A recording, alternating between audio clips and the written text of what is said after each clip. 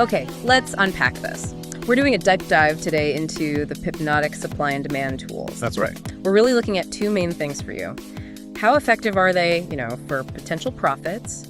And how easy are they to actually use day to day? Exactly. Effectiveness and ease of use. That's the core. And the big claim here is that these tools can simplify some really complex market analysis, automatically finding those key trading zones. Yeah, and we're looking at the trading view script specifically, plus some market context, gold, silver, looking at that CO data, the institutional sentiment. Right, the commitment of traders data. Okay, let's start with effectiveness, because there are some pretty powerful numbers cited. There are. The simulated results showed total returns around 57.4%. 57%.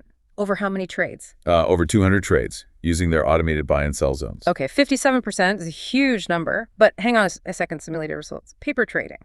And what about the risk, the drawdown? Is that manageable? Well, that's the crucial question, isn't it?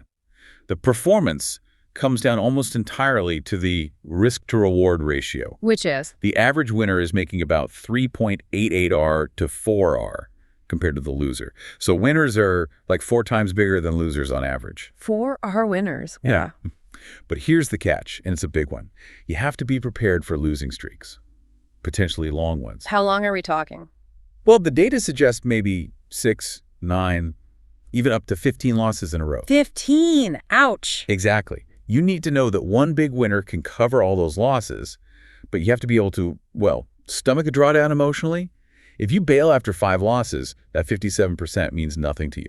So that gold example becomes really interesting then. We saw that massive bullish shift in the CO data, right? Like 30,000 net contracts added. Yeah, huge speculative jump. But the software's job isn't predicting that shift. It's pinpointing the zone where you might react to that information. You still need the discipline to take the signal despite maybe recent losses? Precisely. And that brings us to the ease of use part.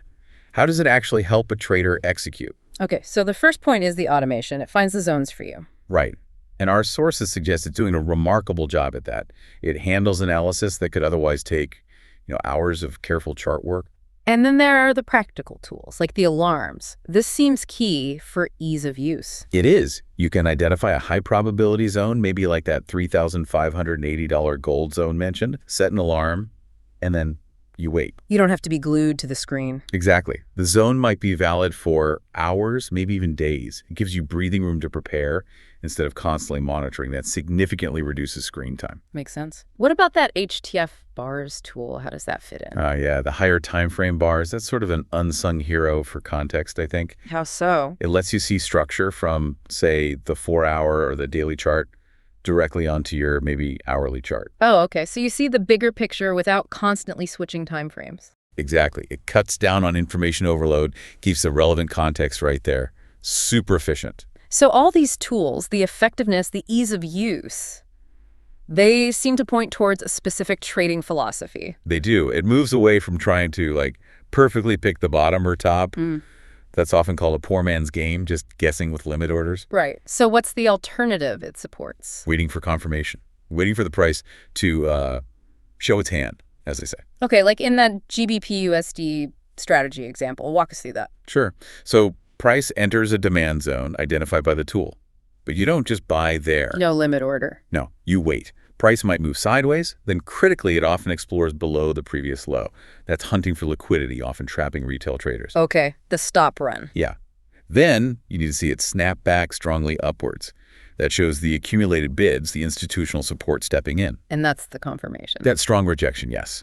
Then you look to buy on the continuation, the release, as price moves away from that confirmed low. So the software finds the zone, but you wait for that specific price action sequence before entering. Correct. It supports a confirmation entry method, which statistically, over the long run, is more robust than just placing limit orders at zone edges and hoping.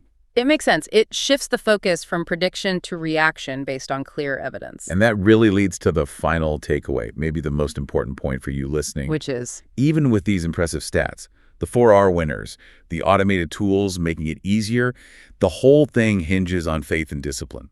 It's a probabilistic model. The barrier isn't learning the tool, it's handling the psychology. Exactly. Can you actually stick to the plan through 6, 9, maybe 15 losses in a row, knowing the maths works out over time. Because if you skip that one big winning trade out of fear, your entire statistical edge disappears. You break the model. You have to execute almost like a robot, trusting the probabilities, even when it feels awful. That's the real challenge here.